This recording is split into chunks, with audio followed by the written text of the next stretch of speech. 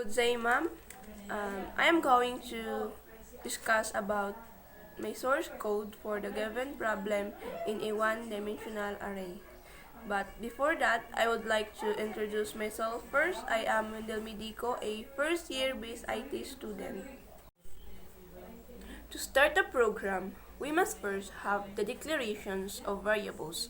So, in my case, I am declaring an array variables with a name numbers and with a size of 10. To ask a value from the users, we need to use a loop. In my loop, I initialize it with 0 and a conditions of I is less than or equal to 9. And if the condition is true, the I value will be incremented with 1. Inside the loop is a statement asking a value and that will be stored in the array. The program will keep on asking a value until the conditions become false, and all the value given by the users are being stored in the array named number, the array that I declared earlier. To display all the value located in even-numbered memory input by the users, we are also need a for loops. But in this case, in every iterations, the I value will be incremented by 2 and then see out the number I to display all the value located in the even-numbered memory. So, the number that are stored in index 0, 2, 4, 6, and 8 are the only number to be displayed. And to display number located at odd numbered memory, we are still using for loop. And the same process with the problem tree, the only difference is the I variables are initialized with 1, so that in every iterations and incrementations of I value with 2, I is equal to odd numbers. For example, we initialize 1, so increment by 2 became 3, increment by 2 became 5, and so on. So, the only value that will be displayed are the value that are stored in index 1, 3, 5, 7, and 9. To display all even values inside the array, the for loops are still in use. And inside the for loops is the if conditions. I use modulo operators to get the remainder of the value, and when the remainder is exactly equal to 0, that means that the number is even, and the program will then display the following numbers.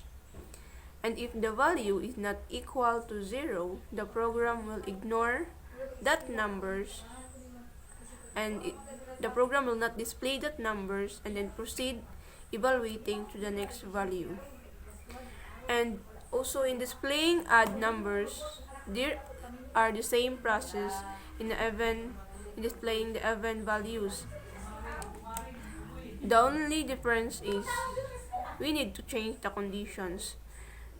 Instead of number I modulo 2 is exactly equal to 0, we change it to number I modulo 2 is not equal to 0, and then after that, if the condition is true, the program will display all the numbers that satisfy the condition. In finding the highest and the lowest element in the array, we need first to declare another variables and assign it with the first value in the array. For example, the highest and lowest are equal to the number 0 or the first value in the array. And inside the for loops are the two if statement One is to find the highest, and the second is for the lowest. To find the highest, if the number I is greater than the highest variables value, or the value that are being stored in the highest variables, will be replaced by the new value that are greater than the last value. And the process will continue until the if conditions become false. And the same process in finding the lowest value, the difference is the condition. The condition is if the number I is less than, we use less than. For finding the highest, we use greater than, and here in the lowest value, in finding the lowest value, we use less than. And if the number I is less than the first assigned value, the number I will replace the first assigned value. And this process will keep on repeating until the condition becomes false. We already have the highest and the lowest value, so now we're going to display the value. To search a number in the array, we must ask the users on what number to be searched. So we need to declare another variables to store the numbers input by the user. And I also declare the B variables that can be used in creating my conditions. And after getting the number to be searched, I create again a for loops, and inside the for loops is the if conditions. If the stored value in search variables are exactly equal to the value that are present in the array, then the B variables will be incremented to 1, and then the program will display the number was found and will also give the locations where the programs find the number. And then outside the for loops is another if statement. If the variable b less than 1, and the program will display the number was not found. So if the inner if statement never become true, so that means that b will remain 0, so that the outer if statement will become true. And if that happen, that will display the number was not found. To sort the elements of the array in ascending order, we need to use a nested loops. But let's first declare a variables that will serve as an extra containers in order to perform the exchanging or swapping of elements between the number I and the number j. The outer for loops is initialized with 0, and the inner are initialized with the value of I plus 1. Inside the inner loop is the if statement.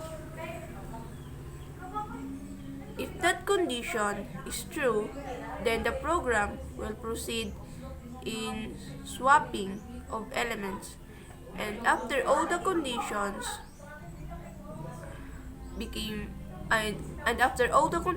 of the loops became false, then the program will stop and then display the sorted elements.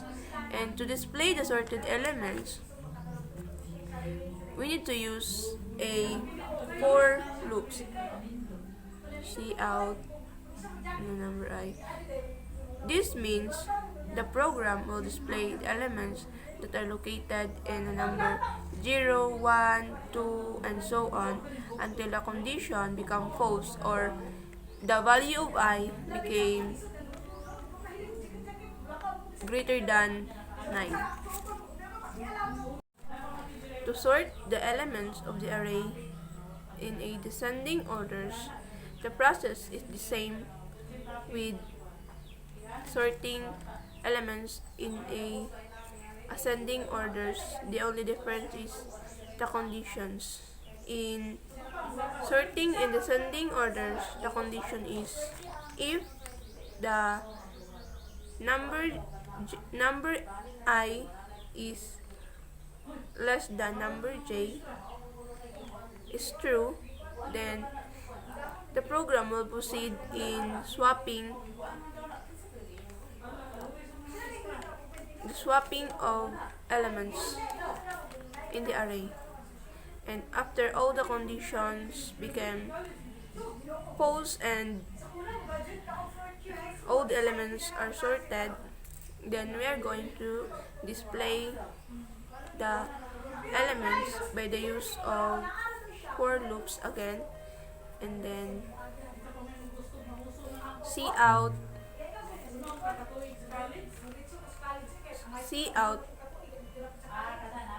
number I. And that's all. Thank you.